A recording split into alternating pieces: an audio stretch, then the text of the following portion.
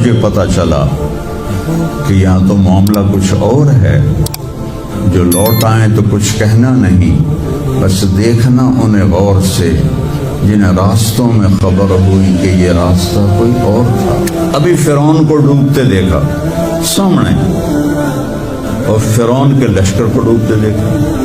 ابھی ان کے پاؤں گیلے تھے، چند قدم چلے تو آگے ایک بستی میں ایک بت تھا جس کی بستی والے پوجا کر رہے تھے، تو کہنے کہ موسیٰ اجعل لنا الہا کما لہم آلہہ، قرآن کی آیت ہے، موسیٰ ایک ایو جا خدا سانوی لے دے، اسی میں متھا ٹیکیے۔ اور مولوی روم، مولانا روم نہیں بن سکتے جب تک شمس تبریز جیسی شخصیت کی صحبت حاصل نہ ہو۔ میں نے کہا ان عتیلی، مجھے اس کی صورت بتا، وہ کیسا تھا؟ مجھے لگتا ہے یہ وہ قریشی ہے جس کی خبر مشہور ہو گئی ہے کہ وہ مکہ چھوڑ کے مدینے جا رہا ہے۔ تو اب وہ بولی، میں نے ایک شخص دیکھا، مجھے یوں لگا جیسے 14ویں کا چاند ہی کپڑے پہن کے زمین پہ آ گیا، ایسا دیکھ۔ الحمدللہ الذی بعث فی الامیین رسولا منہم یتلو علیہم آیاتہ ویزکیہم۔ عزیز طلبہ و طالبات، آپ بہت کچھ یہاں پڑھ رہے ہیں، اور ساری نسل ہماری یونیورسٹیز میں پڑھ رہی ہے۔ چند ایک ایسے سوال ہیں جن کا جواب دنیا کی کسی یونیورسٹی کے پاس کوئی نہیں، اور بڑے سے بڑے اسکالر بھی اپنے علم سے اس کا جواب دینے میں بالکل انگوٹھا چھاپ ہیں کہ اس کائنات کو کس نے بنایا ہے۔ اس سوال کا جواب دنیا کے کسی علم میں نہیں ہے۔ ہم تو شکر مسلمان ہیں تو ہمیں ماں باپ کی گود سے ہی اللہ کا تعارف ہو گیا۔ بہت پرانی بات ہے، ایک چیکوسلواکین یہاں ملا تھا، رائنڈ میں آیا ہوا تھا، تو میں نے اس سے پوچھا کہ اس کائنات کا بنانے والا کون ہے، کوئی پتہ ہے؟ کہنے لگا اسی کو ڈھونڈنے نکلا ہوں، ابھی تک تو کوئی پتہ نہیں۔ پھر دوسرا سوال ہے کہ اس نے یہ کائنات بنائی کیوں ہے، وہ ہے کون؟ پھر اس نے یہ کائنات بنائی کیوں ہے، اس کا جواب بھی آپ کے پاس کوئی نہیں، کسی کے پاس بھی کوئی نہیں۔ پھر تیسرا سوال ہے میں کیوں پیدا ہوا؟ میں نے کوئی اپلیکیشن دی تھی؟ ان بچیوں نے کوئی درخواست دی تھی کہ ہم نے لڑکی پیدا ہونا ہے؟ یا ان بچوں نے کوئی درخواست دی تھی کہ ہم نے لڑکا پیدا ہونا ہے؟ یہ عورت بن رہی ہے، یہ مرد بن رہا ہے، یہ دیہاتی ہے، یہ شہری ہے، اور 7 ارب انسان ہیں، سب کی شکلیں مختلف ہیں، آنکھوں کا رنگ مختلف ہے، انگلیوں کے پوروں پر چھپا ہوا پرنٹ مختلف ہے۔ 7 ارب انسانوں میں سے کسی کا یہ پرنٹ کسی کے ساتھ نہیں ملتا۔ تو ایسا باریک بین کون خالق ہے جس نے، ہم روشنی میں چیز بناتے ہیں اور اللہ تعالیٰ ماں کے پیٹ کے اندھیروں میں بناتا ہے۔ یخلقکم فی بطون امہاتکم خلقا من بعد خلق فی ظلمات 3۔ پھر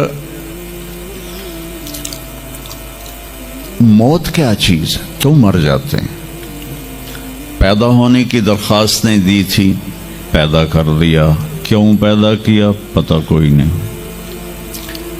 اب مرنا نہیں چاہتے، لیکن دائیں بائیں موت کے حملے ہو رہے ہیں، ایک دن مجھ پر بھی ہو جائے گا، آپ پر بھی ہو جائے گا، اور ہم ایک ماضی کی بھولی بسری داستان بن جائیں گے۔ تم مرتے کیوں ہیں؟ پھر کوئی جلا دیتا ہے، کوئی بہا دیتا ہے، کوئی مٹی میں ملا دیتا ہے، کوئی پرندوں کے سپرد کر دیتا ہے، پارسی وہ اوپر رکھ دیتے ہیں، گدھ آ کے کھا جاتے ہیں۔ تو یہ موت کیا چیز ہے؟ تھوڑا شروع میں میڈیکل میں نے شروع کیا تھا تو پھر اللہ نے میرا راستہ بدل دیا.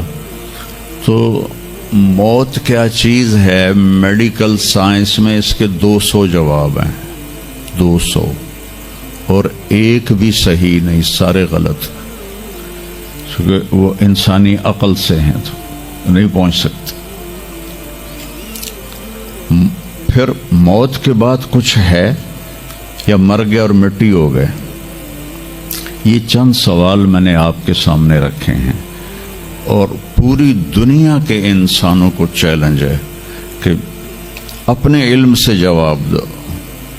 کسی کے پاس اس کا جواب کوئی. نیوٹن نے یہ کہا تھا کہ اس کائنات کو 4 فورسز چلا رہی ہیں. عبدالسلام نے، پاکستانی سائنسدان اور 2 امریکن سائنسدان، 1976 میں یہ ثابت کیا کہ اس کائنات کو 4 نہیں 3 طاقتیں چلا رہی ہیں. اسٹیفن ہاکنگ نے چند سال پہلے یہ ثابت کیا کہ اس کائنات کو ایک طاقت چلا رہی ہے. اس سے پوچھا گیا وہ اللہ ہے؟ کہنے لگا نہیں، وہ اللہ نہیں ہے. اس کے پاس وحی کا علم نہیں تھا، تو وہ اتنا ہی اندھا ہے جتنا ایک ان پڑھ اندھا ہے. تو اس سے پوچھا گیا کیوں؟ تو کہنے لگا پھر سائنس کی ترقی رک جائے گی اگر اللہ کو مان لیا جائے. تو یہ وہ سوال ہیں جن کو جواب ڈھونڈتے ڈھونڈتے عمر گزر جائے گی، آپ ڈھونڈ نہ پاؤ گے. اس لیے ایک بہت بڑا طبقہ ہے جو کہتا ہے اللہ ہے ہی کوئی نہیں، یہ سب کچھ آپ پہ ہی بن گیا ہے، اپنے آپ ہی بن گیا. عبد الخالق صاحب نے تو کچھ بھی نہیں کیا، مستریوں نے بھی کچھ نہیں کیا، یہ ہال اپنے آپ ہی کھڑا ہو گیا اور کرسیاں بھی اپنے آپ بچھ گئیں. ایسی بے وقوفوں والی سوچ بھی بلا کوئی قابل تعریف ہے کہ علامہ اقبال نے فرمایا تھا ہیچ چیزیں خود بخود چیزیں نشد، ہیچ آہن خنجر تیغ نشد، ہیچ حلوائی نشد استاذ کار، تا غلام شکر ریز نشد، مولوی ہرگز نشد مولا روم، تا غلام شمس تبریز نشد. اسی دہریت کو، ایتھیسٹ کو یہ ایڈریس کیا ہے کہ کوئی چیز خود بخود نہیں بنتی. کبھی دیکھا ہے کہ ہیچ آہن خنجر تیغ نشد، لوہے کا ٹکڑا پڑا ہو اور 1000 سال کے بعد وہ اچانک تلوار میں تبدیل ہو گیا ہو، چھری میں تبدیل ہو گیا ہو، خنجر میں تبدیل ہو گیا ہو؟ کبھی دیکھا ہے؟ نہیں ہوتا ایسے. کوئی حلوائی اس وقت تک مٹھائی بنا نہیں سکتا جب تک کسی استاد کے پاس بیٹھ کر لڈو کو گول کرنا نہ سیکھے، اور مولوی روم، مولانا روم نہیں بن سکتے جب تک شمس تبریز جیسی شخصیت کی صحبت حاصل نہ ہو. میں دونوں کے مزار پہ گیا ہوں، ترکی میں اونیا میں دونوں حضرات دفن ہیں، پیر بھی مرید بھی. مولانا روم کو آج شاید کوئی دھرتی پہ جانتا بھی نہ، اور میں اس یونیورسٹی میں ان کا نام بھی نہ لیتا. وہ ایک فلسفی عالم تھے اور منطقی عالم تھے. وہ دور تھا فلسفہ اور منطق کا. مسلمانوں نے قرآن و حدیث کا علم بہت پس پشت کر دیا تھا، اور جو فلسفہ اور منطق کے عالم ہوتے تھے وہ بادشاہوں کے دربار میں بڑی جگہ پاتے تھے. تو ان کے سامنے کتابوں کا ڈھیر تھا ان کے ساتھ، اور ادھر طالب علم بیٹھے تھے، انہیں وہ پڑھا رہے تھے، اور یہ کتابیں کلمی نسخے تھے ہاتھ سے لکھے ہوئے. تو شمس تبریز رحمہ اللہ مسجد میں داخل ہوئے ننگے پاؤں، اور سفر کے آثار پگڑی پر بھی، کپڑے پر بھی. تو وہ بڑی سادگی سے پوچھتے ہیں کہ مولانا این چیست؟ یہ کیا ہے؟ وہ کتابوں کا ڈھیر۔ تو نے اس کو یوں دیکھا تو کہے تو ان پڑھ جائے چٹا انہوں میں کی جواب دے وہاں، کہنے لگے این است کہ تو نمی دانی، میرے پیارے یہ وہ ہے جو تو نہیں جانتا۔ تو ایک دم آگے بڑھے، کتابوں کو یوں دھکا دیا، ساتھ ہی تالاب تھا، ساری کتابیں تالاب میں چلی گئی۔ اب نیا پرنٹ نکالنا آج کل تو کوئی مشکل نہیں ہے، کوئی پریشانی کی بات نہیں، نیا پرنٹ مل جائے گا۔ جس نے ہاتھ سے سینکڑوں کتابیں لکھی ان کو تیرا بیڑا غرق، وہ ان پڑھ بندیا تو میری حیاتی برباد کر دیتی، نہ مراد ہوڑا میں دوبارہ کتوں لکھ کے لیاواں گا۔ وہ مسکرائے، حوض میں چھلانگ لگائی اور ایک ایک کر کے ہر کتاب خشک ان کے سامنے رکھتے گئے، خشک، اس سے مٹی نکل رہی، سامنے رکھتے گئے، پورا ان کا جو ان کی لائبریری تھی وہ پانی سے خشک نکال کر ان کے سامنے رکھ دی۔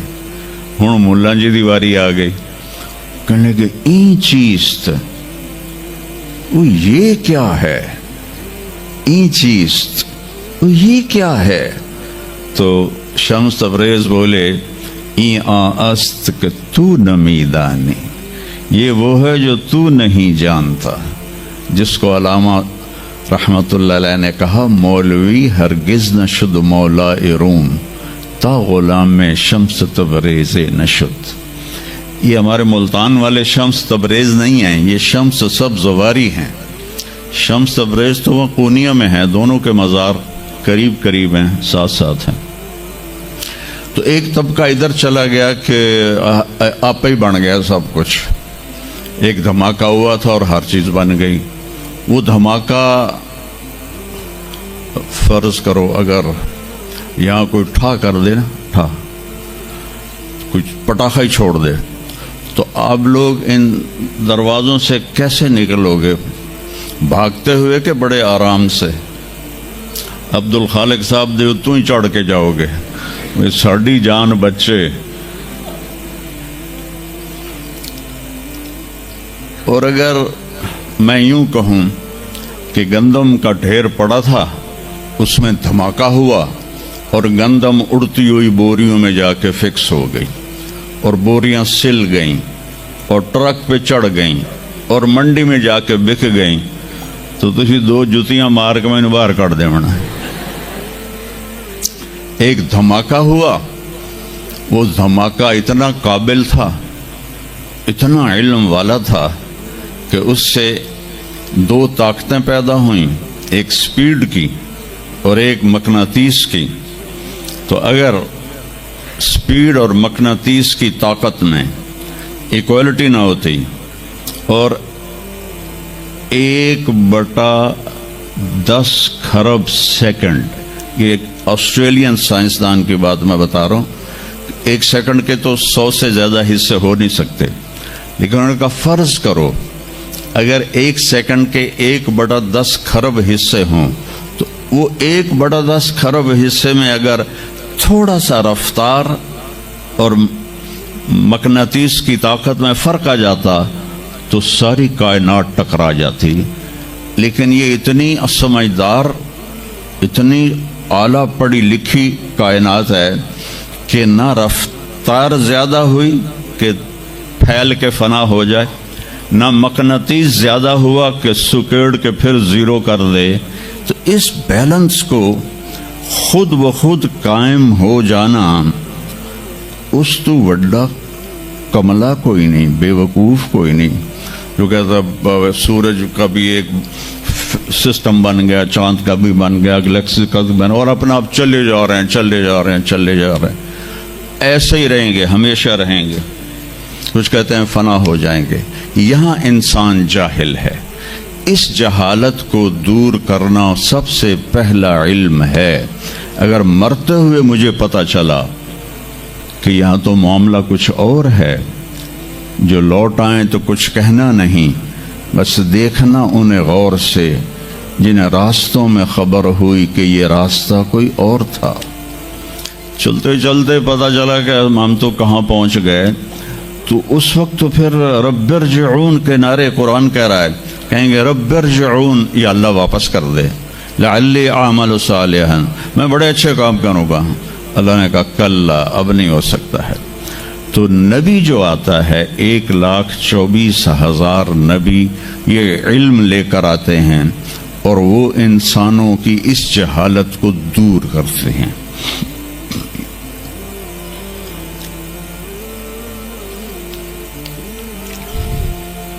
سب سے آخر میں اللہ تعالیٰ نے جناب رسول اللہ صلی اللہ تعالی علیہ وسلم کو پیدا کیا، ان کی زندگی کو قیامت تک کے لیے نمونہ بنانا تھا، قیامت تک کے لیے وہ نبی بن کے آئے ہیں۔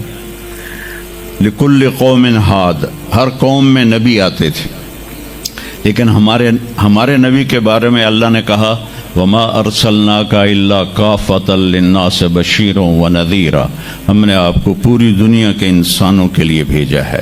تو اس کے لیے ضروری تھا کہ آپ کی زندگی کی ہر چیز کھلی کتاب کی طرح آج بھی ہمارے سامنے موجود ہو۔ اگر میں آپ کے طریقے پر چلنا چاہوں تو میرے پاس مواد موجود ہو، تو یہ واحد نبی ہیں جن کی ہر چیز اللہ تعالیٰ نے محفوظ کی۔ کسی نبی کی پوری زندگی محفوظ نہیں ہے، کسی نبی کی، آدم علیہ السلام سے لے کر عیسیٰ علیہ السلام تک کسی نبی کی مکمل زندگی موجود نہیں ہے۔ اور ہمارے نبی کی زندگی پیدائش سے لے کر آنکھ بند ہونے تک ایک ایک پل کی زندگی آپ کی ہمارے پاس موجود ہے۔ میں نے ایک آیت پڑھی تھی لقد جاءکم رسول من انفسکم، میں موریتانیہ گیا، وہاں پڑھتے ہیں لقد جاءکم رسول من انفسکم۔ موریتانیہ ویسے تو افریقہ میں ہے لیکن عرب ملک ہے، وہاں سارے یمنی عرب رہتے ہیں سارے، اور پورے موریتانیہ میں آپ حیران ہوں گے ایک بھی بے نمازی نہیں، پورے موریتانیہ میں ایک لڑکا لڑکی مرد عورت بے نمازی نہیں۔ اور صومالیہ میں گیا، ایک بچہ بچی مرد عورت بے نمازی نہیں۔ ہمارے بچے، آپ لوگ کالج آتے ہو تو موبائل آپ کے ہاتھوں میں ہوتے ہیں، بس میں بیٹھے ہو یا گاڑی میں بیٹھے ہو، موبائل پہ آپ کی نظر ہوتی ہیں۔ اور میں چونکہ 2 دفعہ گیا ہوں صومالیہ، 2 دفعہ، تو وہ بچے جب صبح جا رہے ہوتے ہیں اسکول تو ان کے ہاتھوں میں قرآن ہوتے ہیں اور وہ قرآن پڑھتے جا رہے ہوتے ہیں، کوئی میچ ہی نہیں ہے، ایسی خوبصورت زندگی ان کی۔ تو آدم سے عیسیٰ علیہ السلام تک کسی نبی کی مکمل 25 نبیوں کے نام قرآن میں ہیں، 25 آئے تو 1,24,000 ہیں۔ 1,24,000 میں 5 نبی سب سے بڑے ہیں، نوح علیہ السلام، ابراہیم علیہ السلام، موسیٰ علیہ السلام، عیسیٰ علیہ السلام اور محمد علیہ السلام۔ یہ 5 نبی اولو العزم کہلاتے ہیں، یہ سب سے بڑے رسول ہیں، سب سے بڑے رسول ہیں۔ لیکن زندگی صرف ہمارے نبی کی، من انفسکم میں اشارہ ہے آپ کی خاندانی وجاہت کی طرف، کہ آپ بنو ہاشم سے ہیں جو سب سے عالی خاندان ہے، اور آپ کا نسب آدم علیہ السلام تک محفوظ ہے، بے داغ نسب ہے۔ آپ نے فرمایا میں اپنے باپ، جتنے بھی میرے پیچھے باپ ہیں، کسی میرے باپ سے زنا ثابت نہیں ہے، میرے کسی باپ نے زنا نہیں کیا ہے۔ یہ نسل کی حفاظت کا نظام چلایا۔ ایک دفعہ میں نے ملتان کی ضلع کونسل سے اپنے تلمبہ ہمارا ہوم ٹاؤن ہے تو اس کے گرد ہماری زمینیں ہیں، تو میں نے اپنے بزرگوں کے دیکھنے کے لیے نام شجرے، تو وہاں سے میں نے 3 لاکھ روپیہ دے کے تو وہ رجسٹر نکلوایا، 1874 کا رجسٹر تھا۔ تو اس میں 1874 سے پہلے کا تو لکھا ہوا نہیں ہے، بعد کا لکھا ہوا ہے آخر تک۔ تو اس میں 19 نام مجھے ملے، میں ان کو یاد نہیں کر سکا، حالانکہ میرے پہ وہ دادے پردادے، لیکن میں یاد نہیں کر سکا، دہرانے کی کوشش کی، حافظہ بھی اللہ نے اچھا دیا، یاد نہیں ہوئے۔ تو اس میں وہ دلچسپی نہیں تھی۔ میں نے اپنے نبی کا نسب نامہ یاد کرنا شروع کیا، اس میں 90 نام ہیں، اور میرے دل میں تھا کہ میں روضہ رسول کے سامنے کھڑے ہو کر آپ کو سلام پیش کروں گا، آپ کے نسب کا پوری پیڑھی، ہماری پنجابی میں پیڑھی کہتے ہیں، پوری پیڑھی پڑھ کے میں آپ کو سلام پیش کروں گا، کیونکہ ہمارا کلچر ہے، ہم لوکل لوگ ہیں، ہم مائگریٹڈ نہیں ہیں، نسلوں سے آباد ہے اور زمیندار ہیں۔ تو ہمارا ایک کلچر ہے کہ ہمارے مراسی ہوتے ہیں، وہ آ کے ان کا کوئی کام نہیں ہوتا، سرداریاں قائم، دیر آباد، میاں طارق جمیل دے، میاں اللہ بخش دے، میاں نیت علی دے، میاں گانے دے، میاں جہانے دے، اگو مینو بھی نہیں پتا، وہ پڑھی جاندے اور وہ لے کے جاتے ہیں دانے، لے کے جاتے ہیں پیسے، ان کی بچیوں کی شادیاں کرواتا ہوں، بیمار ہو جائیں علاج کرواتا ہوں، اور کام وہ دھیلے کا نہیں کرتے۔ ایک مراسی اپنے بیٹے کو لے کر آ گیا، میں ڈیرے میں تھا، کہنے لگا میاں صاحب ہمارا ٹائٹل وہاں میاں صاحب میرے پوتر نو نوکری لوا دیو۔ میں کیا کدی مراسیاں نوکری کیتی ہے پہلے؟ کہنے لگا بھوکے مر گئے ہیں، دیرے اجڑ گئے ہیں، زمیندار شہرانوں بڑھ گئے ہیں، تو سوا کوئی سانو خیرات ہی نہیں لبدی، تو چلو کوئی نوکری کر لوے۔ میں نے اس کے سامنے بیٹھے فون ملایا، فاطمہ شوگر مل کے جو جی ایم تھے میرے دوست تھے، میں نے کہا ایک بچہ بھیج رہا ہوں رکھ لو، انہوں نے کہا بھیج دیں، لیبر میں رکھ لوں گا۔ تو میں نے اسی طرح کہہ دیا چاچا انہوں لے جا، لیبر چ رکھ لے سن، بھلا ہوئے سرداریاں قائم۔ چوتھے دن دونوں پھر میرے ڈیرے پر، میں کہا تینوں تو مظفر گڑھ بھیجے آئی تو واپس کیوں آ گیا؟ تو اس کا باپ کہتا ہے میاں صاحب میں سمجھا لیبر کوئی وڈا افسر ہوندا ہے، تو میرا پوتر افسر ہو سی، انہیں تو بوریاں چوا چوا چوا دی کنڈ بن چھڑی۔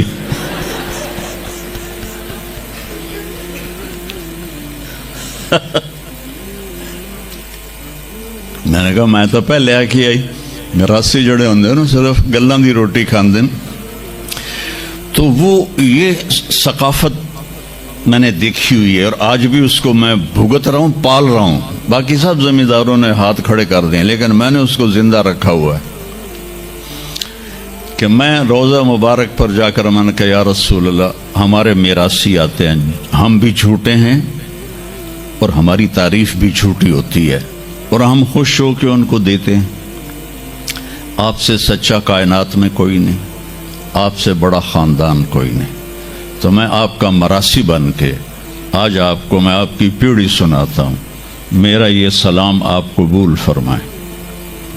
میں نے کہا الصلاۃ والسلام علیک یا رسول اللہ بن عبداللہ بن عبد المطلب بن ہاشم بن عبد مناف بن قصی بن کلاب بن مرہ بن کعب بن لبی بن غالب بن فہر بن مالک بن نضر بن کنانہ بن خزیمہ بن مدرکہ بن الیاس بن مضر بن نزار بن معد بن عدنان بن اود بن حمیسہ بن سلامان بن عوس بن بوز بن قموال بن ابی بن عوام بن ناشد بن حزا بن بلداس بن یدلاف بن طابخ بن جاحم بن ناحش بن ماخی بن عیفی بن عبقر بن عبید بن الدعاء بن حمدان بن سنبر بن یثربی بن یحزن بن یلحن بن ارعوى بن عیذی بن زیشان بن عیسر بن اخناد بن ایہام بن مقصر بن ناحث بن زارع بن سمی بن مزی بن عوض بن عرام بن قیدار بن اسماعیل بن ابراہیم بن آذر بن ناحور بن سروج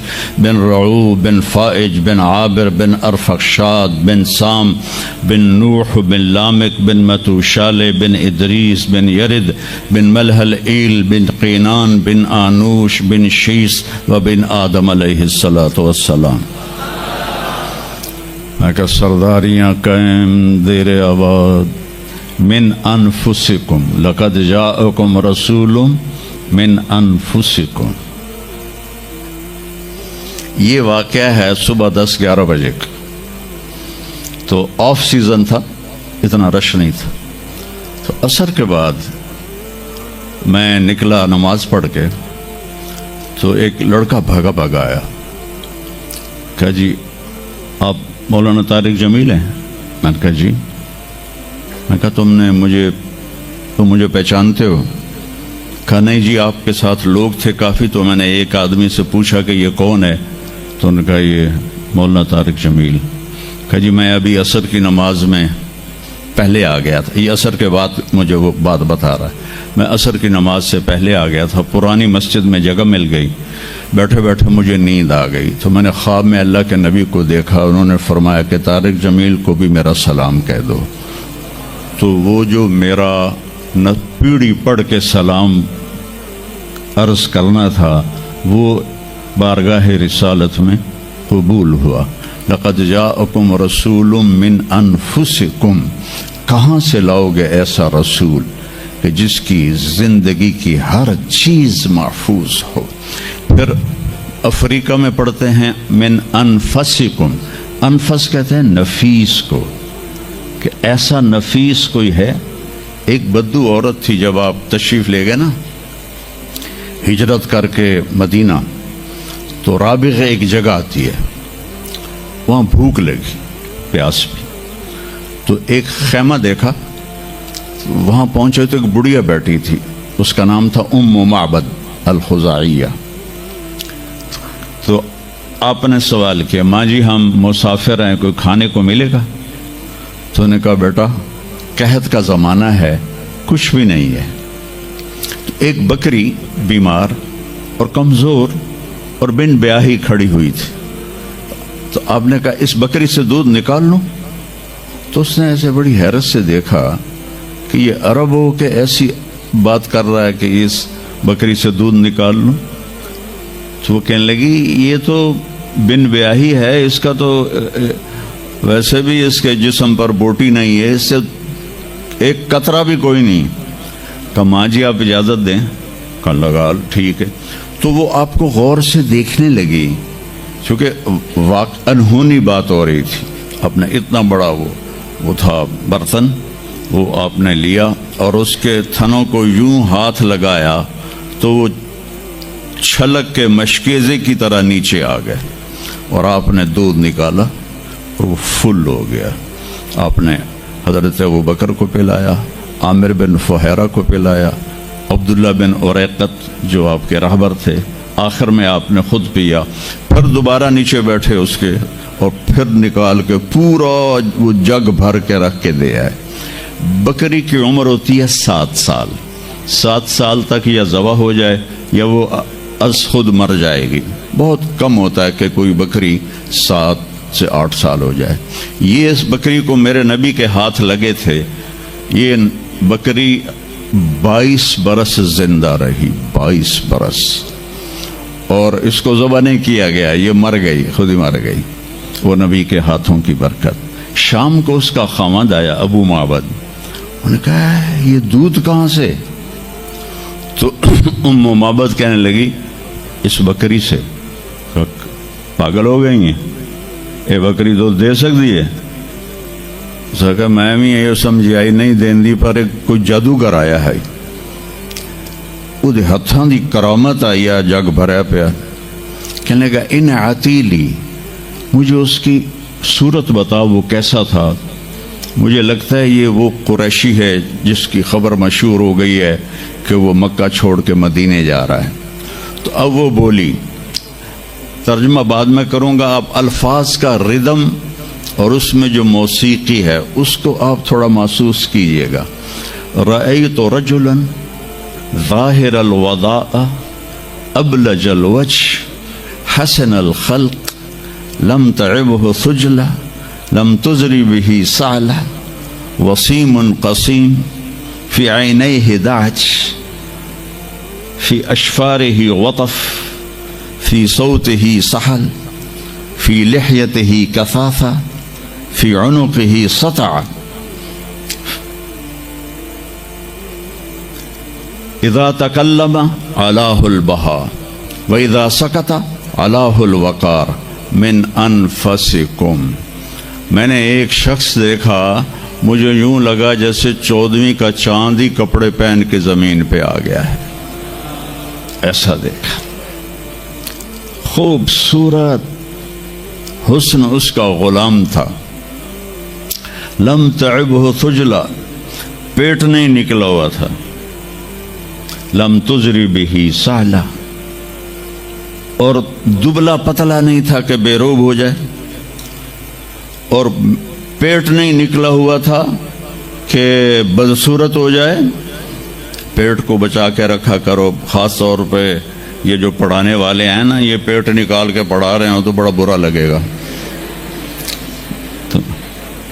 اور ایسے یہ خاص طور پر یہ عورتوں کا پیٹ باہر نکل آئے تو اور ہی بھدا نظر آتا ہے۔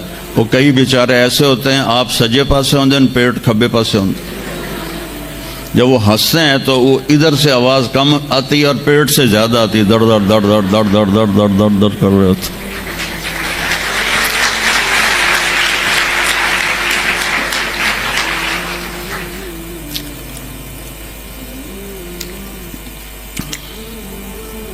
ہمیں اندھا دھند کھانے کی اجازت نہیں ہے۔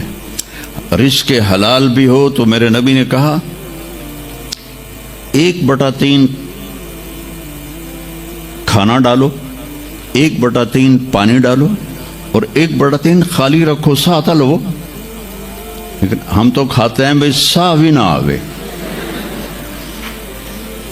تو ہم کھانے کے لیے جی رہے ہیں، جینے کے لیے کھایا جاتا ہے۔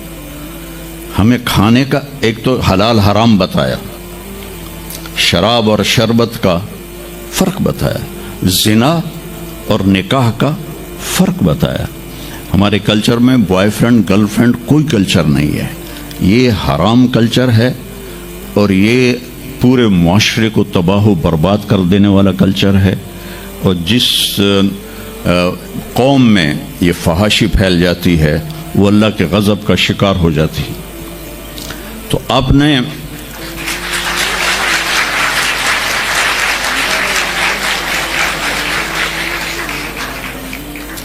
تو ہمارے نبی نے ہمیں ایک کھانے کی چیزیں بتائیں، پھر اس کا طریقہ بتایا کہ اتنا کھاؤ، اتنا چھوڑ دو، تو بیمار نہیں ہوگے، موت آئے گی، بیمار نہیں ہوگے۔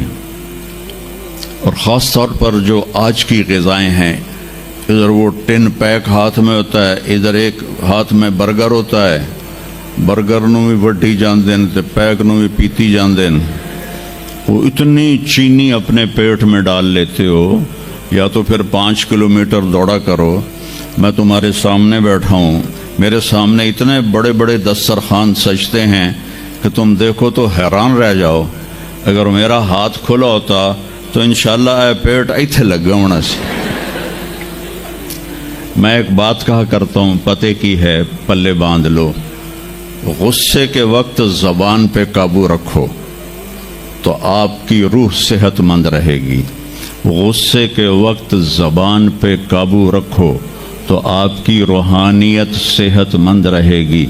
دسترخوان کے اوپر ہاتھ پہ قابو رکھو تو آپ کی صحت ہمیشہ ٹھیک رہے گی، صحیح رہے گی۔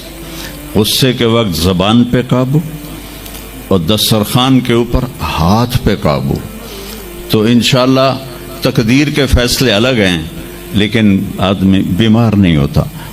جو اپنی ذات کے لیے 1 گھنٹہ نہیں نکال سکتا، اسے صحت مند رہنے کا کوئی حق نہیں ہے۔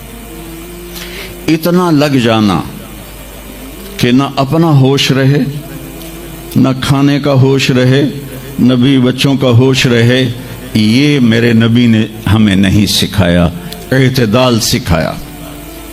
تو کہ میں نے ایک شخص دیکھا جیسے 14ویں کا چاند کپڑے پہن کے نیچے اتر آیا ہو، اور 14ویں کے چاند کی طرح چہرہ چمکتا تھا، کلیوں کی طرح روشن تھا، ماتھا بہت خوبصورت چوڑا تھا، سر بہت خوبصورت سیاہ بڑے بال تھے، اور بھویں بڑی خوبصورت کمان کی طرح، یہاں بال نہیں تھے، یہ جگہ صاف تھی۔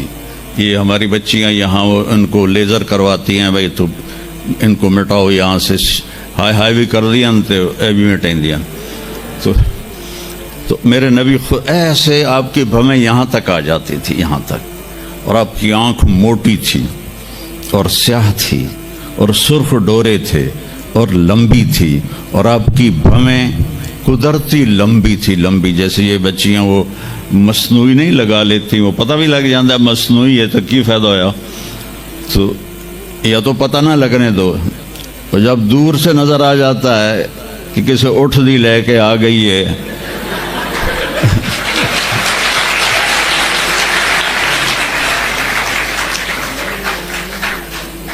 اونٹ کی بھویں بڑی موٹی ہوتی ہیں اور ڈبل ہوتی ہیں، ڈبل، تو اس لیے میں نے کہا جب کیسے اٹھ دی لے کے آ گئی ہیں، اور خوبصورت داڑھی تھی، لمبی گردن سراہی دار تھی۔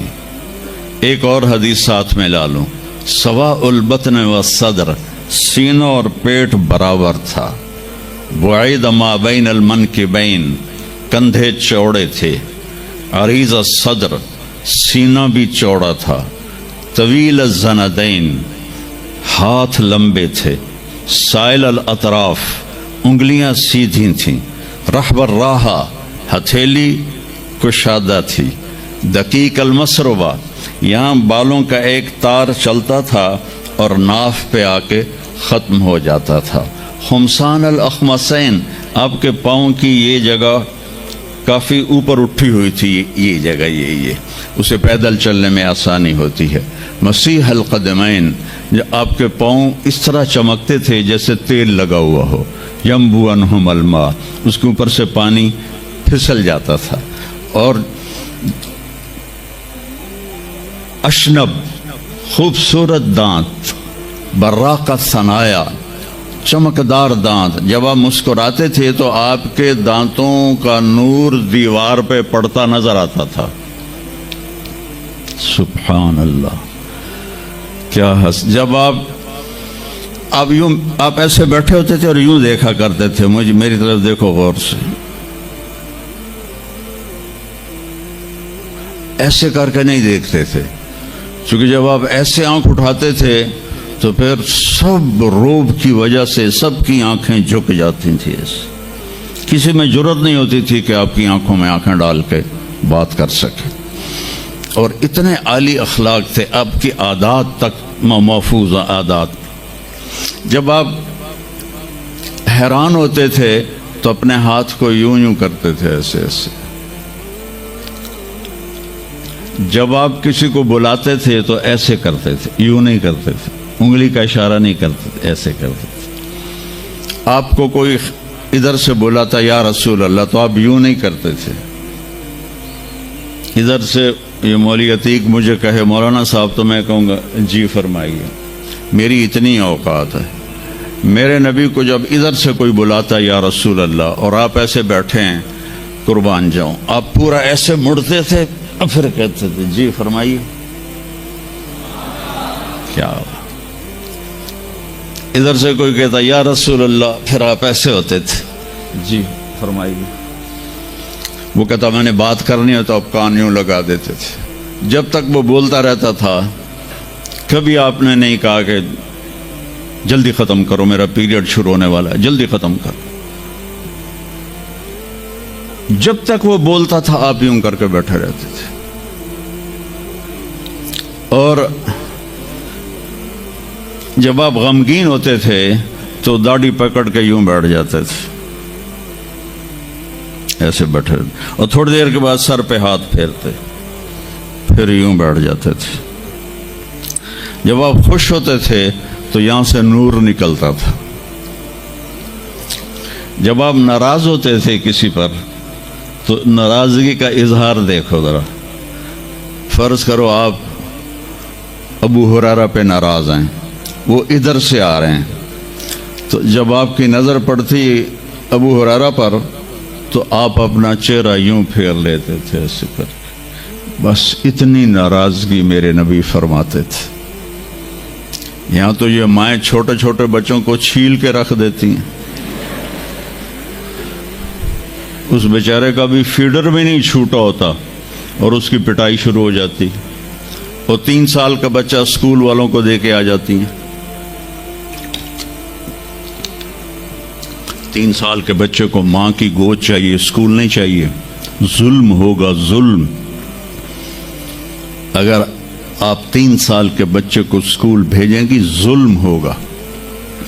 اس لیے اولاد اور ماں باپ میں رابطہ طاقتور نہیں ہے. بہت کم والدین دیکھے جو اولاد سے خوش ہیں, اور اس میں بڑی وجہ والدین خود ہیں کہ جس وقت میں تعلق بننا تھا اس وقت ان کو اسکول میں بھیج دیا.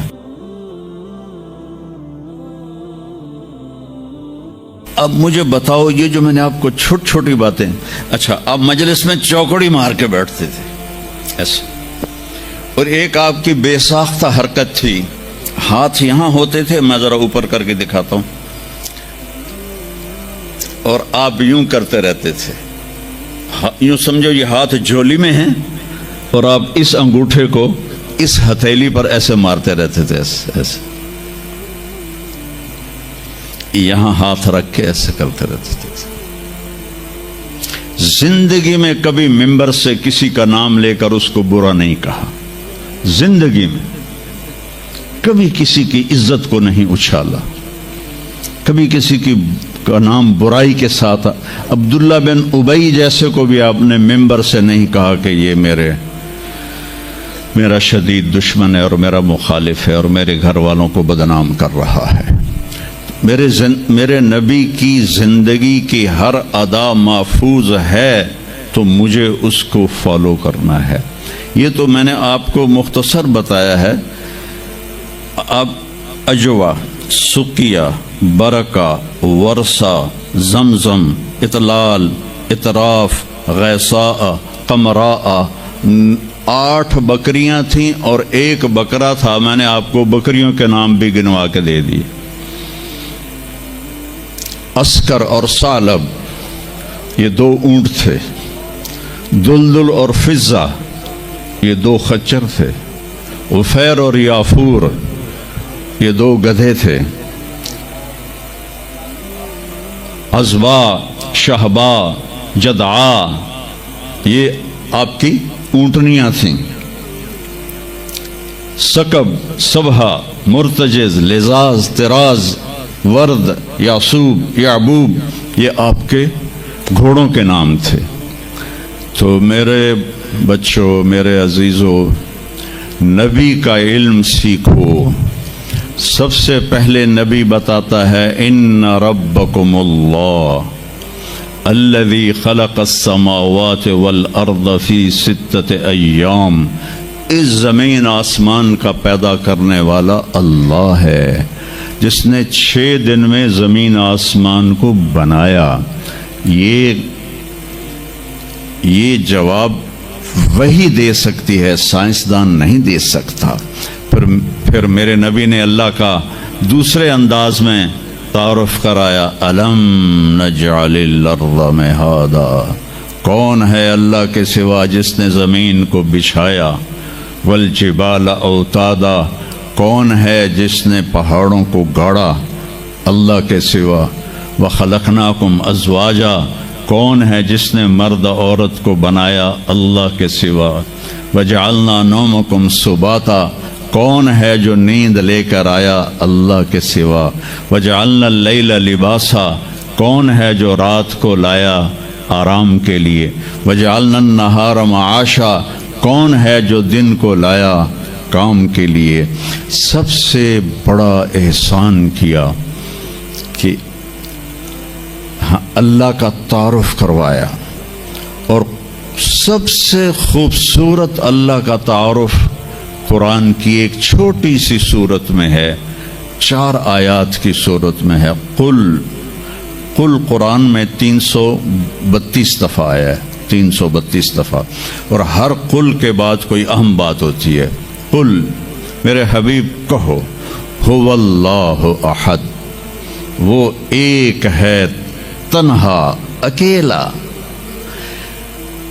ایک کا 2 ہو سکتا ہے، 1 2 3، لیکن اکیلے کا دوکیلا کوئی نہیں ہے۔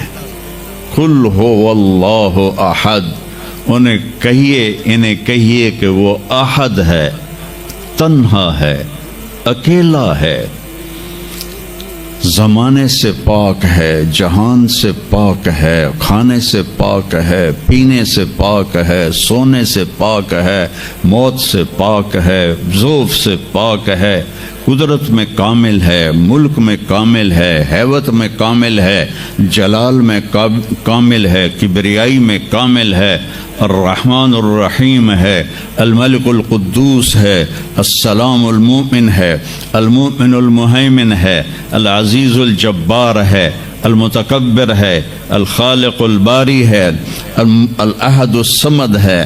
کہو میرے نبی، اللہ الصمد۔ صمد کسے کہتے ہیں؟ جو کسی کا محتاج نہ ہو اور سارے اس کے محتاج۔ لم یلد، کسی کا باپ نہیں ہے۔ لم یلد، کسی کا باپ نہیں ہے۔ لم یولد، کسی کا بیٹا نہیں ہے، نہ اس کا کوئی بیٹا ہے نہ اس کا کوئی باپ ہے۔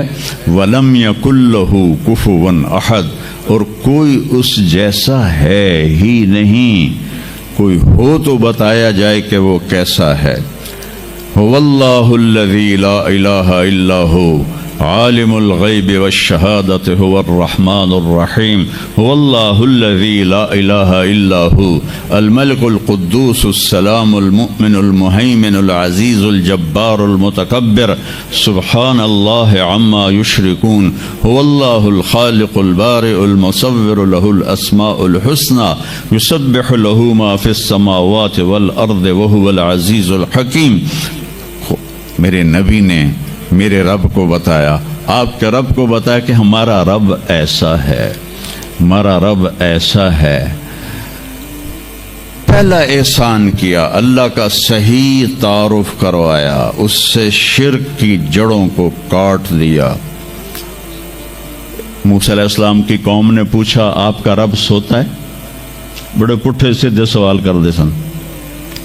ابھی فرعون کو ڈوبتے دیکھا سامنے، اور فرعون کے لشکر کو ڈوبتے دیکھا۔ ابھی ان کے پاؤں گیلے تھے، چند قدم چلے تو آگے ایک بستی میں ایک بت تھا جس کی بستی والے پوجا کر رہے تھے، تو کہنے کہ موسیٰ اجعل لنا الہا کما لہم آلہہ۔ قرآن کی آیت ہے، موسیٰ ایک ایو جا خدا سانو بھی لے دے، اسی میں متھا ٹیکیے۔ میں کہا فٹے منہ توڑا، وہ ہونے تو تسی ویکھیا کہ کیوں رب نے تھوڑی مدد کیتی ہے، تو ہن پتھر دا بت منگدے پے ہو میرے کولوں۔ تو عجیب و غریب سوال کرتے تھے، تو کہنے لگے رب سوتا ہے؟ موسیٰ علیہ السلام نے ان کو ڈانٹ دیا۔ اللہ تعالیٰ نے کہا نہیں، ایسا کر، رات کو نا 2 پیالے لے کے کھڑے ہو جا پانی کے، خیال کرنا یہ پیالے گرنے نہ پائیں۔ موسیٰ علیہ السلام بڑے طاقتور ہستی تھے، وہ پیالے لے کے کھڑے ہو گئے، کھڑے کھڑے کھڑے کھڑے، اونگ آنے لگی، ایک جھٹکا لگا سنبھال لیا، دوسرا لگا سنبھال لیا، تیسرا جھٹکا لگا تو پیالے گر گئے، ٹوٹ گئے، پانی بہہ گیا۔ کہ موسیٰ سمجھانے کے لیے تھا، اگر تیرا رب بھی سو جائے تو یہ زمین آسمان کے پیالے ایسے ہی ٹوٹ کے بکھر جائیں گے۔ لا تأخذہ سنۃ ولا نوم، لا تأخذہ سنۃ ولا نوم، نہ وہ سوتا ہے، نہ وہ اونگتا ہے، نہ وہ کھاتا ہے، نہ وہ پیتا ہے، نہ وہ روتا ہے، نہ وہ حاجت مند ہے، نہ اس کی کوئی عمر گزرتی ہے، وہ ہر قسم کے رنگ و روپ سے پاک ہے، ہر قسم کے زمان و مکان سے پاک ہے، ہر قسم کی حاجات سے پاک ہے، سب کو دیتا ہے لینے سے پاک ہے، سب کو کھلاتا ہے کھانے سے پاک ہے، سب کو مارتا ہے مرنے سے پاک ہے، سب کو سلاتا ہے سونے سے پاک ہے، سب پر حاوی ہے کوئی اس پر حاوی نہیں، سب کے اوپر چھایا ہوا ہے کوئی اس پہ چھایا ہوا نہیں۔ یہ ہمارے اوپر ہمارے نبی کا احسان ہے کہ بتا کہ اس کائنات کا بنانے والا ایک اللہ ہے، ایک صمد احد لم یلد ولم یولد ولم یکن لہ کفوا احد۔ کمایا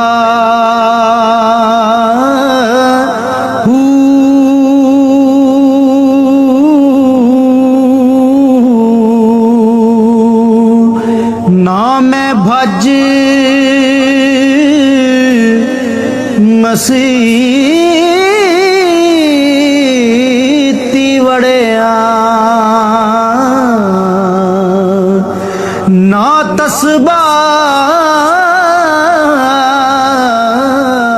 ملکت ایمانکم، ایک نماز نہ چھوڑنا، ایک میری امت کے کمزور لوگوں پہ رحم کرنا، نماز نہ چھوڑنا، کمزوروں پہ رحم کرنا، نماز نہ چھوڑنا، کمزوروں پہ رحم کرنا۔ کتنی امت نمازی ہے، کتنے ہیں جو اپنے دولت اللہ دے دے تو اللہ کو یاد رکھتے ہیں اور کمزور کے ساتھ انسانیت والا سلوک کرتے ہیں، چاہتے بھی امت کو یاد کیا۔ اور پھر قیامت کا سب سے خوفناک مرحلہ جب اللہ کہے گا جہنم کو لاؤ، وَأُزْلِفَتِ الْجَنَّةُ لِلْمُتَّقِينَ، جنت کو لاؤ، وَبُرِّزَ الْجَحِيمُ لِلْغَاوِينَ، جہنم کو لاؤ، وَنَضَعُ